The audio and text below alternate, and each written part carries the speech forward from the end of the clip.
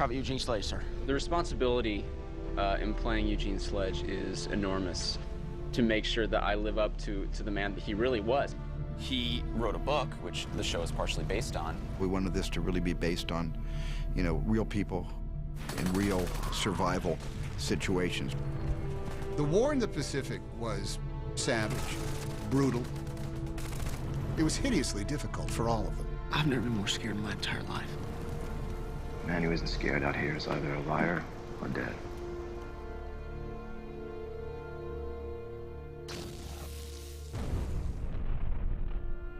He had that sense of duty and patriotism, where he really wanted to defend his country and be a part of that. He felt he owed something to his country. All his friends had been drafted or had enlisted and had left. Gene's very good friend, Sidney Phillips, had joined the Marine Corps and was leaving. That was partially why Gene was so anxious to go. Sid was at Guadalcanal and wrote letters home to Gene. I told Sledge in one of my letters from Guadalcanal that he should join nothing, not even the Girl Scouts, not the Boy Scouts, the Salvation Army. I said, just stay out of everything and anything. He decided that the war might end before he could get over there, and so he wanted to join the Marines. He had to ask his parents' permission, and his father said, well, they won't take you. You have a heart murmur. He said, well, I want to try anyway. His father was a physician, and he said, well, let me check you. He eventually succeeds in convincing his father, when the heart murmur goes away, to let him enlist. But his father's the one that warns him. His father says, you know, I'm afraid what's going to happen to you on the inside. The worst thing about treating those combat boys from the Great War wasn't that they had had their flesh torn. It was that they had had their souls torn out.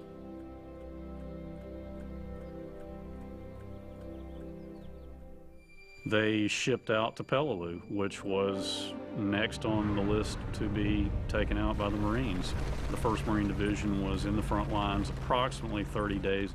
He was in combat and under fire that entire time. Go, go, go! Here we go! Let's go! For Sledge, Peleliu was his first battle.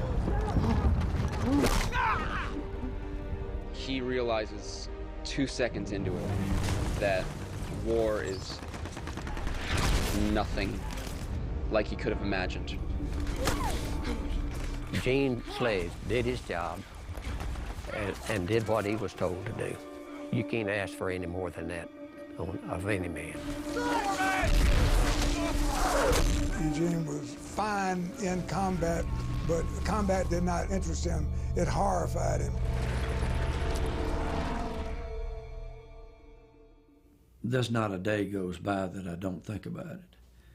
And when I do think about it, I try to force myself to think about the good buddies I had and some of the things that we did that were funny. But then you also remember the dead and how many of them there were. And they were just snuffed out. And there's no way you can forget them. My buddy Eugene seemed to be haunted by the war. Gene had nightmares for many years after the war. Eugene Sledge had a very difficult time adjusting to civilian life after the war. He was beset, as were many other veterans, with thoughts about why he had survived when so many others had died. That's one of the cases of war that not only does a man fight in a war, and if he survives, he's got to live with it the rest of his life. The Pacific is about the private war that all of those veterans had to fight to save themselves from what they were witnessing and what they were engaged in. You can't dwell on it. You can't dwell on any of it.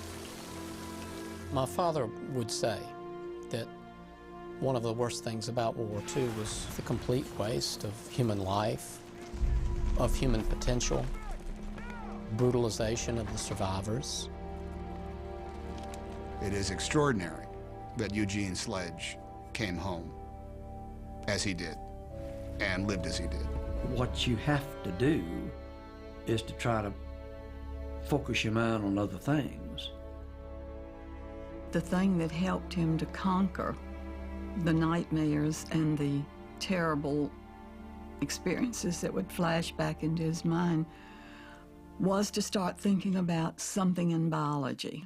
He had found his calling. He also found that he enjoyed teaching. My father saw himself as a simple scientist with a love of the natural world who had endured something unspeakable and wanted to convey that to later times and other people, and that the best way to do that would be through simply recording what he had observed. Eugene Sledge wrote With the Old Breed at Peleliu and Okinawa, which is arguably the best memoir of combat anywhere.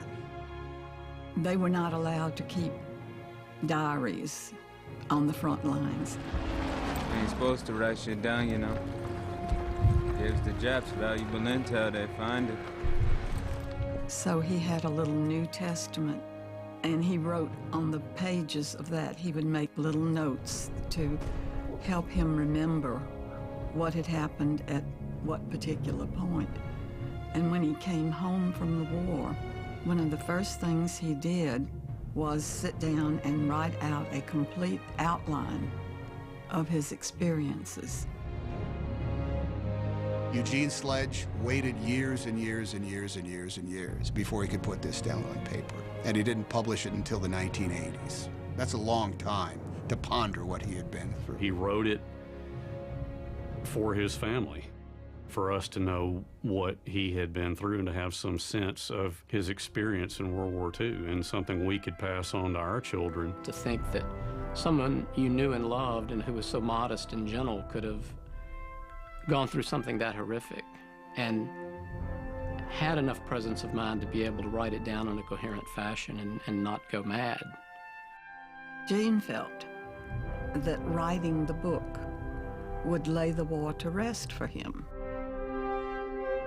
The experience was so incredibly intense that after it was all over with, life was never the same, because the sunrise is always more beautiful to me now than it ever was before I started in the Peleliu on that Amtrak.